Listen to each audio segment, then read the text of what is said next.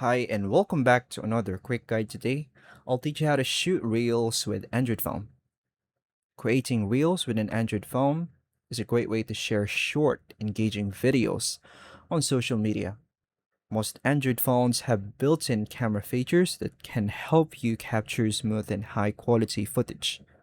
Once you've recorded your clips, you can edit and publish them directly from your favorite social media app. To begin, unlock your Android phone and open the Instagram app and tap the create button, the plus button, and swipe to reel section. Choose the camera you want to use by tapping the front or rear camera switch if needed. Tap the add audio option to add music before recording, or skip this step if you prefer original sound. Set the reel length on this clock option and speed on this 1x icon or effects by tapping this option if you want to customize a recording. Position your phone in a stable location or use a tripod for steadier footage. Tap the record button to start filming your first clip.